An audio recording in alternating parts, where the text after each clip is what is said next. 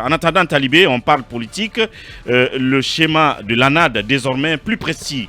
En ce qui concerne le dialogue, nos confrères de Africa-Guinée ont en tout cas posé la question à Dr Fodé Oussoufofana, vice-président de l'IFDG, donc un parti membre de l'ANAD, puisque nous en parlions ici, par rapport à l'inquiétude que certains émettent, selon, pour eux, par rapport à la volonté des partis de l'ANAD et autres d'exclure les autres acteurs, les autres, c'est un peu les Faya et Lansana Kouyaté, supposés être favorables à la junte. Donc, Dr Fodé Oussou, dans cet entretien accordé à Africa-Guinée, s'est voulu plus précis. Il dit que le cadre que nous demandons doit avoir le schéma suivant. Le CNRD et le gouvernement d'un côté, et de l'autre, les partis politiques qui ne sont pas d'accord avec le chronogramme, la société civile, sous la supervision des médiateurs avec les partenaires techniques et financiers. Donc, ça veut dire que, en tout cas, j'ai l'impression que le groupe de partis des 3 heures, donc reçus durant 3 heures par le médiateur, reste catégorique là-dessus, parce que certains avaient voulu nuancer cette observation en disant que ce qui était plutôt prévu, c'était que le CNRD et le gouvernement, ainsi que les autres supposés leur être favorables, d'un côté, et les acteurs sociopolitiques dits radicaux vis-à-vis du CNRD de l'autre côté. Donc, Fodé Oussou insiste sur cet aspect. Je pense qu'on aura le temps d'en parler dans la deuxième partie. Absolument. Parce qu'il est prévu que Ablaïba aussi de l'IFDG intervienne. On reste sur ce sujet politique et on reste effectivement dans notre, on va dire, tour de chauffe. Est-ce un schéma qui reste conflictuel? On essaiera d'y répondre tout à l'heure. Le temps d'observer cette première pause de Mirador. Tour de chauffe continue. Talibé, on parlait justement du dialogue politique, le schéma de l'ANAD. Le schéma. Oui, ce schéma. Est-ce qu'il reste conflictuel ou plutôt réaliste? Voilà quoi. Oui, réaliste pour l'ANAD et les autres qui sont sur la même ligne qu'elle, mais conflictuel à bien des égards parce que aujourd'hui, imaginez ces deux scénarios. Un dialogue d'abord sans le PDN, sans le bloc libéral et sans tous les autres qui estiment que la transition, en tout cas sur bien des choses, se porte bien, alors que c'est l'avis contraire des autres. Donc, un premier scénario qui fait que ces autres ne sont pas là. Un deuxième scénario, puisque je rappelais ici un SMS que nous a envoyé Rafi Ousso, qui est lui aussi de l'ANAD, et ça laisse penser, en attendant que la position de l'ANAD soit suffisamment claire là-dessus, ça laisse penser une certaine divergence de vue au sein même de l'ANAD. Parce que dans ce message, Rafi Ousso nous faisait comprendre que leur schéma prévoit que le CNRD, le gouvernement et les partis et acteurs sociaux qui leur sont favorables d'un côté, l'ANAD et les autres de l'autre. Donc, cette position de Fodé Oussou qui dit que le cadre que nous demandons, c'est le CNRD et le gouvernement d'un côté, et de l'autre, les partis qui ne sont pas d'accord avec le chronogramme de l'autre côté. Donc, ça veut dire que déjà au sein de l'ANAD, il y a une sorte peut-être de divergence de vue. Ça, c'est à clarifier. Parce que ces deux avis de Rafi Ousso et de Fodé Oussou sont un peu divergents. Maintenant, ça, c'est le premier scénario. Vous voudrez donc qu'il n'y ait aucun des autres censé être favorable au CNRD. Et ensuite, même si ça devait être ce scénario, c'est-à-dire effectivement le CNRD, le gouvernement et les autres favorables d'un côté, ceux qui sont contre de l'autre, ça viendrait, ça débouche sur quoi, Mamadouri? Ça confirme que Lansana Kouyaté et les autres sont des soutiens du CNRD. Et donc vous ne les voyez pas accepter de porter cette connotation d'être des soutiens ouverts, officiels désormais au CNRD. Donc ça veut dire que rien que la schématisation de ce dialogue, rien que sa définition pourrait, si on y prend garde, prendre des semaines et pourquoi pas des mois, parce qu'il faut se dire qu'il suffit que le président de la transition prenne un acte mettant en place ce cadre de dialogue. Ça veut dire que déjà on perdrait assez d'efforts à définir justement les parties prenantes à ce cadre de dialogue avant d'en arriver justement aux travaux réels de ce cadre de dialogue et de définir les sujets qui seront débattus, parce qu'on le sait, Fodé Oussou, en tout cas l'ANAD et autres, veut que le chronogramme de la transition soit discuté à nouveau dans ce cadre de dialogue. Ça veut dire que beaucoup d'embûches, beaucoup d'obstacles avant qu'on en vienne à... Et peut-être cette dernière question, où quand est-ce finalement ce rapport que le médiateur a annoncé remettre au chef d'État, quand cette conférence des chefs d'État va se réunir pour examiner cet accord. Parce que... cet accord, c'est une question à se poser. Selon nos informations, Mamadouri, c'est à prendre avec des pincettes. Il est prévu, je crois, une rencontre à l'ONU.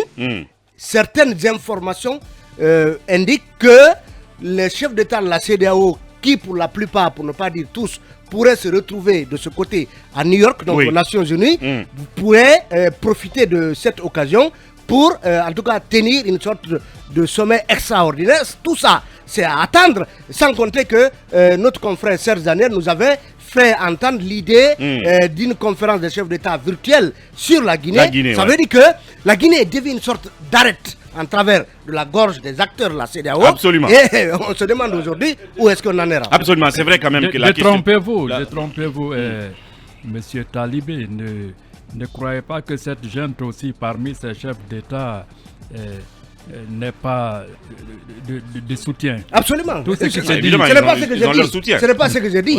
Si vous voyez que ça traîne encore, c'est que certainement il y a des divergences au sein de la CEDEAO. Donc la CEDEAO, au sein de la CEDEAO, en tout cas, les soutiens dits connus de la gente, on parle du Togolais, on parle en tout cas l'ami Goïta. Ensuite, est-ce qu'il a des atomes crochés, la gente Guinée a des atomes crochés avec la gente burkinabé. Toujours est-il que... Il n'y a pas que la gente du côté de Cotonou. Voilà, tout ça, absolument. Donc, on se pose des questions. En tout cas, évidemment, cette rencontre des chefs d'État de la CEDEAO est attendue. Elle n'a que trop duré vu la situation qui presse à Conakry. Mais en parlant justement de ce schéma sur lequel persiste la NAD, est-ce qu'il reste exclusionniste ou je sais pas, conflictuel, Gambaldé, mais ça peut être que ce n'est pas forcément pour exclure les autres, mais le schéma, ça veut dire que quand le dialogue commencera, c'est que le CNRD et le gouvernement devront rencontrer à tour de rôle les différentes parties ou les différentes coalitions, l'ANAD en face dans une rencontre, et puis les autres aussi en face dans une autre rencontre, ainsi de suite. Est-ce que c'est pas autrement ce que ça veut dire? C'est la porte qui est entrouverte sur une future agora politique encore, c'est-à-dire rencontrer la NAD sans les autres. Ensuite, les autres aussi ne seront pas exclus. Je ne vois pas le CNRD organiser un dialogue exclusivement entre le gouvernement de la transition et la NAD. Cette vision binaire, voire cette polarisation. La NAD, le RPG, le FNDC politique et la CORED, finalement. Je dis cette vision binaire, voire cette polarisation que suggère, parce que je ne parlerai pas d'imposition, que suggère la NAD, il faut les comprendre. Ils se disent que c'est eux qui ont des choses, qui ont des revendications. Les autres ont déjà adhéré à la vision, comment dirais-je, à la politique du CNRD. Maintenant, par rapport, déjà il faut saluer la prédisposition du nouveau Premier ministre, tout comme son prédécesseur, à vouloir dialoguer. Donc on attend à ce que les lignes... Et le président de la transition qui lui a intimé d'aller chercher voilà, c'est sous son impulsion. Les autres. Il y a cette volonté de la junte de décrisper l'atmosphère, de lâcher du lest, et on tend vers ça. Je crois que le dialogue... Vous avez espoir? J'ai l'espoir qu'il y aura dialogue. Maintenant, l'issue de ce dialogue, et on verra bien, parce que si les revendications, il faudrait que la jeune puisse accéder à tout ce que la NAD demande. Ou en partie. Elle demande, je crois, qu'il faut libérer ceux qui seraient de l'autre côté. Il y a 8 exigences. Il y a 8 exigences, tout ça. Maintenant, de son côté aussi, le CNRD, je crois, aura aussi... Ça passait dans le dialogue, c'est ça. C'est une sorte de mano à mano, et c'est une partie de poker. Bien. Un poker surtout menteur. Bien. Alors oui, Mohamed Kaba. Non, mais je pense que c'est un casting exclusionniste de la part de l'ANAD. Je ne cesse de le répéter. Tout pour moi, rien pour les autres. Ça, c'est le credo à l'ANAD. On ne peut pas s'asseoir sur une table de négociation en ayant en tête une idée d'exclusion. Bien. Dr Faya Milimono est un poids lourd de la politique guinéenne, on ne peut pas l'exclure. Lansana Kouyaté, on l'accuse à tort ou à raison d'être un soutien de la junte. Jusqu'à preuve de compter, rien n'est prouvé. Ils ont les mêmes revendications. Parce que si vous préjugez dans la tête de ces leaders politiques, prétextant qu'ils sont, qu'ils sont du mèche avec la junte, je pense que ça ne passera pas du tout. Et plus l'ANAD va durcir le temps, plus la junte aussi va s'engouffrer dans cette brèche qui sera ouverte par les acteurs politiques. Parce que si vous n'entendez pas entre vous-même, donc la junte, ça va jouer sur le temps et ça sera à la faveur de la junte. Donc c'est mieux que les acteurs politiques se réunissent et qu'ils parlent d'une même voix au lieu de voler en rang dispersé. Parce que tant qu'ils évolueront en rang dispersé, le temps sera favorable à la junte. Et par exemple, le Premier ministre qui est en train de marquer aujourd'hui son empreinte, Dr Bernard Goumou, des courriers sont déjà en préparation pour adresser aux différentes coalitions politiques pour se réunir autour d'une table. Mais à la primature, on parle de tous les acteurs politiques, on ne parle pas de l'ANAD, on ne parle pas de la Cour et autres. Donc ils seront réunis dans une même salle. On peut bien parler de tous les acteurs ou de toutes les coalitions. Mais le modus operandi, la méthode, je pense que c'est celle-là qu'il faut. Je parle de la méthode qu'il faut mieux polir, réfléchir, mûrir pour ne pas justement se retrouver dans une sorte de cohue. Une sorte de cohue dans la même salle et après ça n'avancera pas, Mohamed Kaba. Sauf que ce n'est pas aux acteurs politiques d'imposer le modèle à la junte. Non, ils veulent imposer un modèle qui ne passera pas. C'est à eux de se soumettre à ce que la junte va leur proposer, le cas du dialogue. Mais ils ne vont pas imposer leur désiderata à la junte militaire. Bien. Et pour terminer, je voudrais dire à Talibé rapidement, si toutefois cette information se confirmait, que les chefs d'État se réunissent en sommet virtuel aux États-Unis, ça serait une très bonne chose parce que les États-Unis reconnaissent déjà le régime guinéen parce que l'ambassadeur a déjà présenté ses lettres de créance. Ce qui veut dire simplement, aux États-Unis, on ne parle pas de coup d'État en République de Guinée. Oui, parce que l'ambassadeur. Pas des Nations Unies. Non. Oui, mais c'est là-bas qu'on parle. C'est la même chose. C'est la même chose. Les Nations Unies. Les Nations Unies, c'est quoi? Les Nations Unies, c'est quoi? Le siège des Nations Unies est différent des États-Unis. Oui, mais ce que je veux dire, si les États-Unis ont présenté, l'ambassadeur des États-Unis a présenté sa lettre de créance à l'État guinéen qui a été acceptée. D'abord, on peut nommer un ambassadeur dans ce pays. Ce qui veut dire tacitement aux Nations Unies, en Amérique, qu'il n'y a aucun problème. Oui, on ne parle pas de coup d'État. J'en profite. Oui, non, c'est vraiment important. Le coup d'État a été condamné par les Nations Unies. Non, les États-Unis n'en parlent désormais plus. Permets-moi. Peu importe le pays où se trouve le siège des Nations Unies. Permets-moi. Les questions, ce sont les Nations Unies. Et non l'État américain. Je vais en profiter de lire ce message parce qu'il y a un auditeur qui nous l'a envoyé. Bonjour, mes chers. Une junte ne peut pas nommer les ambassadeurs, sauf dans certains pays arabes, à titre exceptionnel. Évidemment, on a vu qu'au Maroc, c'est un pays arabe. Peut-être que ça peut s'élargir dans les pays arabes. Et les États-Unis. On a nommé, nous, là-bas. Non, mais il a été accepté. Je ne parle pas de l'ambassade des États-Unis en Guinée. Oui. Déjà, le premier était mort. Ça veut dire qu'au nom de la réciprocité, on peut le faire. Croyez-moi que ces ambassadeurs. Oui, mais ils ne sont pas obligés de lui donner un agrément. Nous, on peut donner un agrément à l'ambassadeur des États-Unis qui a été nommé ici, mais est-ce qu'eux, ils vont le faire? Mais au nom de la réciprocité, on peut le faire. Il peut bien être nommé. Il peut aller y résider. Maintenant, s'il n'a pas l'agrément ou, je ne sais pas, l'accréditation, évidemment, est-ce qu'il pourra faire ses activités? Mamadou, il faut apporter cette précision. Il est arrivé que le général Sekouba Konaté nomme des ambassadeurs.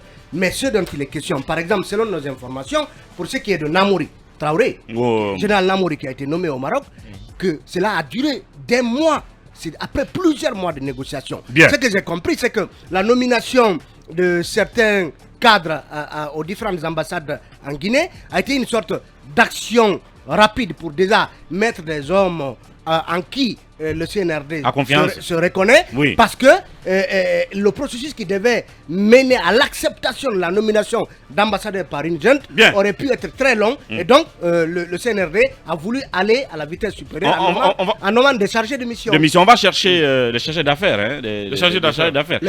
On va fermer cette parenthèse-là pour terminer sur le schéma du dialogue proposé et sur lequel insiste encore l'ANAD. Mohamed Kaba, rapidement. Non, je disais que c'est un schéma qui est exclusionniste et qui ne passera pas du tout. Bien. Ils seront tous autour d'une même table, ils ont les mêmes priorités. Parce que c'est extraordinaire quand même de dire, de taxer un parti politique d'être un soutien de la junte, pendant que rien ne prouve que ce parti est avec la junte. Bien, alors. Au sein de Dieu. Voilà. C'est le leader qui parle aujourd'hui. Qui n'a pas rencontré le colonel Doumbia dans l'ombre? Bien. Ils se connaissent, ils ont rencontré à des heures le colonel Doumbia, oui, mais ils ne le diront jamais à la face publique. C'est lui l'a rencontré. On accuse à tort Faya et et le PDN. Malheureusement. Ils l'ont rencontré? Oui, bien sûr. Individuellement? Oui, dans l'ombre.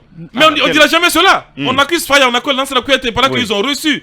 Ils ont été reçus par le président de la transition. Aux premières heures. Mais voilà. Avant vous la savez, formation du gouvernement. Cette politique de l'autre on va continuer. ne doit pas passer. Oui, Akoumba Diallo, évidemment, je parlais la dernière fois de dialogue syncrétique organisé. Est-ce que ce ne serait pas le meilleur plan? D'abord, j'aimerais dire que l'ANAD est dans la réaction émotionnelle. Bien. Comme toute la Guinée en ce moment. Hein? Non. Il y a des... Je veux dire, en Guinée... Face à un conflit, on a deux types de réactions d'abord. La première réaction est la plus violente, c'est la réaction émotionnelle. Et c'est dans cette réaction émotionnelle que vous exposez l'ensemble de vos faiblesses, c'est-à-dire que vous exposez ce que vous êtes capable de faire et ce dont vous êtes incapable de faire. Mais vous le réclamez tellement avec énergie que vous vous exposez. Et cette réaction émotionnelle, elle est destinée surtout pour les immatures. Au-delà de la réaction émotionnelle, quand on veut régler un problème, on rentre dans la réaction rationnelle. Cette réaction rationnelle-là, elle permet à l'existence d'un discours responsable, un discours faisable et un discours un peu plus pratique. Prenons la planification, par exemple, d'un dialogue. Référons-nous à la matrice de Eisenhower. Alors, vouloir déjà définir ceux qui doivent participer à un dialogue dont le cadre n'est pas encore construit et accepté, est-ce une préoccupation importante et urgente? Je dirais non. Parce que ce qui est urgent pour le moment, c'est d'obtenir un cadre consensuel du dialogue. Un cadre pour mettre un peu toutes les parties prenantes ensemble. Alors, comment est-ce qu'il faut faire pour changer ce qu'on ne peut pas changer? C'est de l'accepter. Alors, moi, j'aimerais dire que quand tu as une tâche à faire, tu évalues d'abord ce dont tu es capable de faire, tu le notes, tu évalues ce dont tu es incapable de faire, dont tu es obligé d'appeler le concours de quelqu'un d'autre pour le faire, tu le notes, et c'est ainsi que tu pourras réaliser ce que tu veux, sinon tu ne pourras pas obtenir ce que tu veux. Bien. Pour être simple, on veut d'un dialogue, convainquons d'abord l'autorité en place de mettre un cadre de dialogue approprié. Bien. Après cela, allons vers les préalables pour la conduite du dialogue. Je voudrais vous faire rire un peu. On dit que ceux qui soutiennent la junte n'ont pas de revendications, ce qui est juste. Et je pense aussi que ceux qui soutiennent la junte n'ont pas suffisamment réfléchi. Moi, à leur place, puisqu'on dit que je n'ai pas de revendications, je vais demander à la junte que les 36 mois sont petits. Bien. Il faut aller à 40 mois. Bien. Comme ça, moi aussi, j'ai une revendication. Est-ce que un motif d'être invité autour de la table. Un motif d'être invité autour de la table, puisqu'on dit que déjà, ils sont sur les 36 mois. Attendez, 36 oui. mois, c'est bon, c'est déjà un motif. C'est ce que je dis, qu'il n'y a pas eu assez de réflexion là-dessus. Si vous êtes taxé d'être d'accord avec tout ce que la gente dit et que vous souhaitiez prendre part aux négociations, c'est assez simple puisqu'on est dans le champ de la diversion. Vous aussi réclamez 40 mois, 60 mois, comme ça vous n'êtes pas d'accord avec la junte, les autres aussi ne sont pas d'accord avec la junte. Mais s'il vous plaît, ne faites pas ça parce que c'est la Guinée qui va perdre en termes de temps et de concentration pour son développement. Bien. Ce qu'on peut dire à l'ANAD... Et ses alliés. Oui, ce qu'on peut dire à l'ANAD et ses alliés, c'est que les enseignants illustre parfaitement ce qui va se passer dans le dialogue. L'enseignant qui arrive en classe, il n'interroge que celui qui lui apporte une réponse appropriée à ce qu'il attend et à ce qu'il veut enseigner. Celui qui raconte toujours des balivernes là, l'enseignant s'en passe parce qu'il estime qu'il perd son temps. Venez même avec les plus idiots dans la salle, ce sont les intelligents qui seront interrogés. Bien. Alors, oui, Girassi, là-dessus, sur cette proposition. Ce cadre de dialogue, c'est un problème. C'est un cadre de dialogue que je vois déjà tué dans l'œuf. En ce sens que d'un côté, il y a des coalitions de la classe politique qui demandent à avoir un cadre structuré, un cadre de dialogue structuré, c'est-à-dire CNRD, gouvernement d'un côté, et de l'autre côté, la classe politique et la société civile. Et puis, ils demandent à ce qu'on exclue les partis politiques qui sont déjà d'accord avec les propositions faites par le CNRD. Et de l'autre côté, on voit quand même que le terme concertation, le CNRD se cramponne sur ce thème. Parce que si on s'en tient au compte rendu fait par Ousmane Gawal Diallo, on voit que c'est le terme concertation politique qui ressort, alors qu'en amont, les partis politiques avaient un problème avec ce terme. Je pense que déjà, si on pose des préalables et de l'autre côté, on reste cramponné sur le thème concertation alors que les autres réclament un cadre de dialogue inclusif et permanent, ça va être encore un problème et ils vont rester dans ce tiraillement. Ils vont pas se comprendre et ça va être le même résultat. On va perdre du temps et ça va être... Le perdre du temps sera au profit de quelqu'un, mais au détriment du pays lui-même. Au profit de qui? Certainement de la junte. Ils vont rester à se tirailler et finalement on va perdre beaucoup de temps. Malheureusement. Oui, Emmanuel. Moi je pense que l'ANAD et les autres partis politiques pensent avoir le contrôle du temps, mais en réalité le temps joue contre eux. Parce que ce schéma qui est proposé, je l'ai dit déjà une fois ici, j'ai dit si ce schéma devait être imposé à la junte, c'est que je vois deux choses. La première, c'est qu'il n'y aura pas de dialogue, donc il n'y aura pas de cadre de dialogue.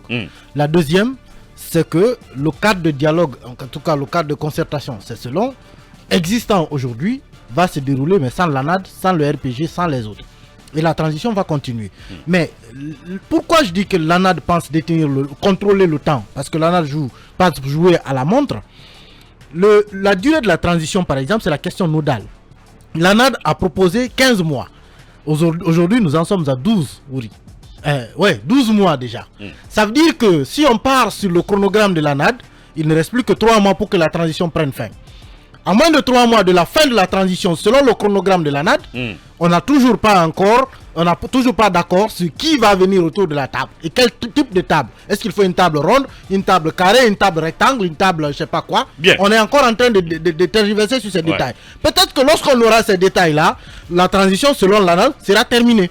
Ces 15 mois, il va falloir qu'elle les rembobine. Donc je pense qu'aujourd'hui, il est de l'intérêt même de l'ANAD et des autres partis politiques de venir autour de la table. Parce que c'est quand même difficile. C'est difficile même pour la junte de penser que Lansana Kouyaté, Faya Milimono ou tous les autres, d'un revers de la main, on va décider de les mettre de côté. Parce que tout simplement, l'ANAD a demandé, le RPG a demandé, donc on met cela de côté et on ouvre un cadre de dialogue bis où c'est seulement les gros partis politiques qu'on va entendre. Je vois difficile ce chemin marcher et aujourd'hui les signaux qui sont en train d'être envoyés, ce sont des signaux, en tout cas de mon point de vue, ce sont des signaux de fermeté. Parce que même quand vous entendez le colonel Amara Kamara là-dessus, le cadre est là, il y a des frères qui ont décidé de ne pas venir, nous les invitons à venir. Ça veut dire que ce cadre qui est là, c'est celui-là qui doit accueillir tout le monde. On va continuer à tergiverser. Peut-être que les 36 mois vont finir. Le plan idéal, c'est de ne pas mettre, Emmanuel, comme je l'ai dit, un schéma de cohue. Tout le monde dans la même salle. Le plan idéal, oui. 200 personnes ou 50 personnes dans la même salle. Le plan idéal. Peut-être la représentativité je limitée. ne suis pas d'accord. Le plan idéal. Les représentants par coalition. Le plan idéal, oui, c'est celui qui n'exclut personne. Oui, mais par représentation 200 partis politiques, on n'a pas besoin d'avoir 200 partis politiques dans une salle. Voilà. On n'en a pas besoin. Il se trouve justement que, heureusement, l'essentiel des partis politiques relève aujourd'hui de coalitions. Voilà. Vous regardez aujourd'hui un parti politique comme celui de Rafi ou de Etienne Tshisekedi par exemple, ils appartiennent à une coalition qui s'appelle l'ANAD. L'ANAD peut venir. Faya Milimono, Lansana Kouyaté, ils appartiennent aussi à une coalition. Cette coalition peut se faire représenter. Mais quand vous dites systématiquement qu'il y a des coalitions qui sont mettre de côté... mais sauf que la junte ne privilégie pas ce schéma de représentation par coalition, mais de représentation par parti politique. Et là, on vient dans une salle, on y met tout le monde. Sauf que l'ANAD, le RPG et les autres ne prévoient pas non plus de schéma de représentation par coalition, mais de schéma d'élimination de coalition. Parce que quand vous dites qu'il faut mettre Faya Milimono et Lansana Kouyaté de côté, vous mettez des coalitions de côté. Et ce n'est pas inclusif. D'accord, Mamadou, en une minute, en 30 pour terminer. Est-ce que finalement la solution viendrait de la proposition de Sidya Touré? Sidya Touré a dit qu'il y a 15 représentants de la classe politique au CNT. Et si, justement, on mettait en place un cadre où se représentent 15 acteurs en termes de partis et de coalitions face au CNRD. Voilà. C'est plus simple. Et si ça devait être ça la solution aussi. Décision. Mais je pense qu'il faut pas l'ANAD c'est quoi? Attention. L'ANAD c'est l'UFDG, c'est simple. Les autres partis qui sont greffés à l'UFDG pour pouvoir avoir une autorité. Oui, mais l'ANAD c'est l'UFDG. Vous avez des partis à l'UFDG qui n'ont jamais participé à une élection. C'est greffe derrière, c'est l'eau derrière l'UFDG. On dit c'est l'ANAD. Bon sang de Dieu, l'ANAD c'est l'UFDG. Que l'UFDG parle, oui, je suis d'accord. Mais les partis satellites qui sont autour, qu'est-ce qu'ils ont approuvé par rapport à Faya Milimo et le PDS? Merci. J'ai dit non, bon sang de Dieu. Merci Mohamed Kaba. En tout cas, l'essentiel et l'idéal, c'est vraiment ce dialogue syncrétique organisé. J'insiste là-dessus. Et l'idéal aussi, c'est que tous les camps se déradicalisent. Sinon, on perdra du temps, comme Mohamed Kaba l'a dit. Je suis d'accord là-dessus. Le temps pour nous de passer à une autre phase de cette émission.